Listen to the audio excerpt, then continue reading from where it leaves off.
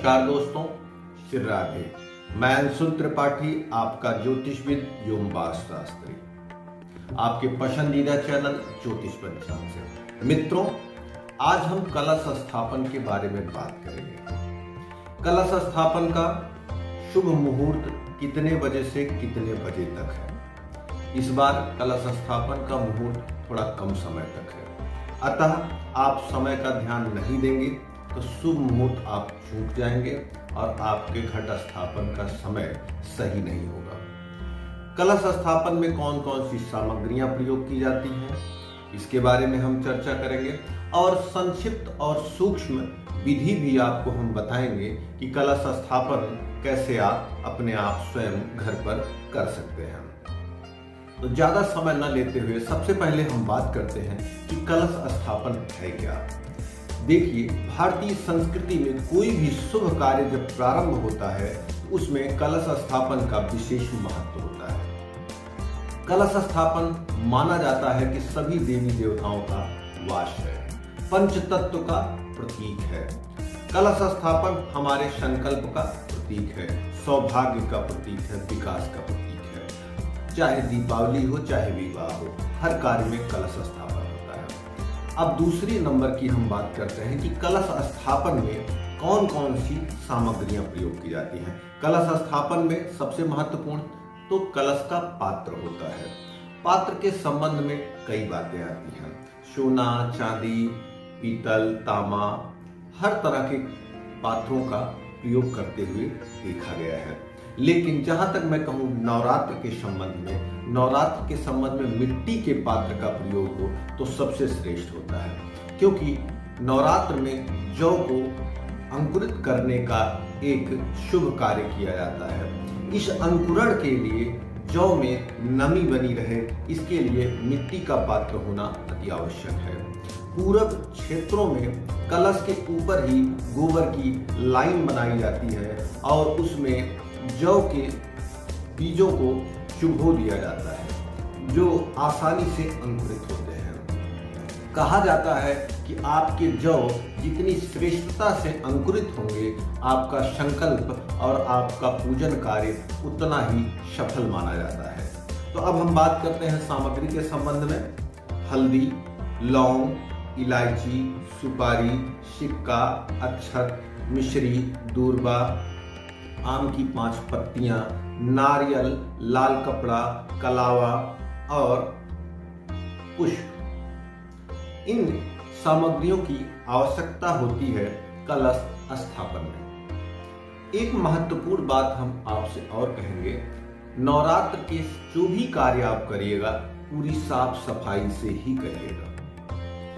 इस कार्य में बहुत से ऐसे कृत्य हैं जो नहीं करने चाहिए, उसके ऊपर भी हम आपके लिए वीडियो बनाएंगे। लेकिन कलश स्थापन करते समय ही कोशिश करें कि आप शुद्ध कपड़े और स्नान करके, जैसे लोग सोचते हैं कि कलश बना दें और पूजा करते समय हम स्नान करके आएं, ऐसा आप कतई न करें। कलश बनाने से पहले ही आप कोशिश करें कि नए कपड़े, साफ सुथरे कपड़े में हों और सारी चीजें आपकी साफ सुथरी होनी चाहिए। दूसरी चीज, आप कलश स्थापन करते समय या कलश की तैयारी करते समय मन में माता रानी के किसी न किसी मंत्र का जाप आप जरूर करते रहें। भाव और मन से आप माता रानी के प्रति ही समर्पित रहें। सबसे पहले आप कलश स्थापित करने का एक स्थान सुरक्षित कर लें, जिसपे स्वास्तिक भी बना सकते हैं, या अक्षत को फैलाकर या मिट्टी रखें। गोबर को तैयारी करते हैं क्योंकि उसमें आपको जौ को बोना रहता है। वो जो भी स्थितियां आपके पास हो वो आप रखकर, जैसे कुछ लोग मिट्टी का पात्र रखते हैं जिसमें गोबर मिट्टी रखकर फिर कलश को रखते हैं और उसमें जौ को चुभोते हैं, जिससे जौ आसानी से अंकुरित हो सके। यह आपकी यथा स्थिति के ऊपर है, क्योंकि जौ का जमना नवरात्र के समय में शुभ माना जाता है। उसके बाद उसमें थोड़ा सा आप जल डाल दें। कौन सा? गंगा जल। ऊपर से नॉर्मल जल, शुद्ध जल आप पूरा भर दें। भरने के बाद उसमें जो भी सामग्री हमने आपसे बताई है वो सारी सामग्री आप उसमें डाल दें, और जो भी पात्र आपने लिया है, जो भी घट आपके पास है, उसके गले में अर्थात उसके मुख के ऊपर आप कलावे से 7 टाइम उसको बांध कर गट्ठी मार दें। उसके ऊपर आम की पत्तियां रख दें। आम की पत्तियों के ऊपर भी स्वास्तिक का चिन्ह बनाएं, साथ में कलश के ऊपर भी स्वास्तिक का चिन्ह बनाएं। स्वास्तिक अपने आप में शुभता का प्रतीक है, संकल्प का प्रतीक है। स्वास्तिक के निशान को आपको हम बता दें, क्लॉकवाइज बनाना है। जैसे घड़ी दाहिनी तरफ घूमते हुए जाती है, इसी तरीके से आपको स्वास्तिक का निशान भी बनाना है। कलश के ऊपर आम के पत्ते रखने के बाद उसके ऊपर किसी भी पात्र में आप 7 अनाज, अगर 7 अनाज आपके पास नहीं है तो 3 या 5 अनाज रखकर कटोरी में उसके ऊपर नारियल को लाल कपड़े से लपेटकर उसके बाद कलावे से उसको बांध दें। यह आपका कलश नॉर्मली पूरा हो गया।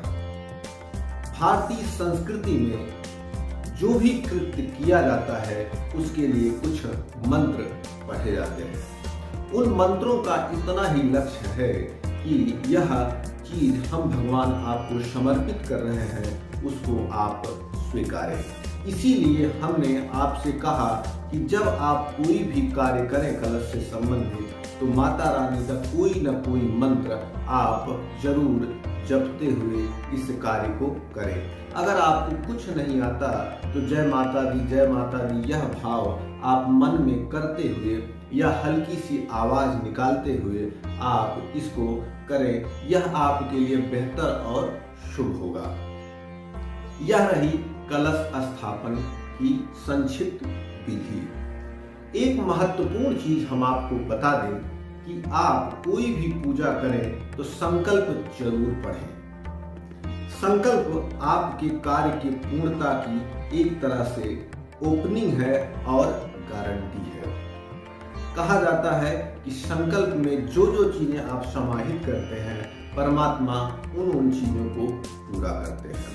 संकल्प का अर्थ होता है कि आप अपना पूरा पता उस मंत्र के माध्यम से बताते हैं। आप अपने गोत्र और आप किस स्थान पे हैं, ये सारी चीजें आप बताते हैं।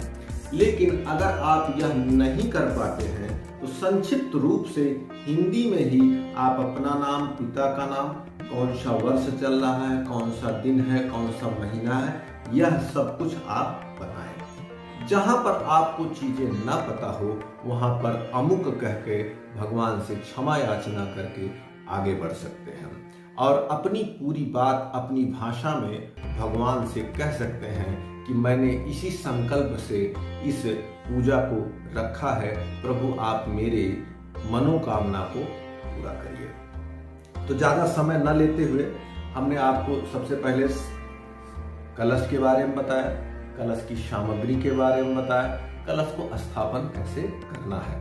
अब हमारा मुख्य विषय है कि पंचांग में कितने बजे तक कलश स्थापन करना श्रेष्ठ होगा और उसके बाद कलश स्थापन करना अच्छा क्यों नहीं होगा।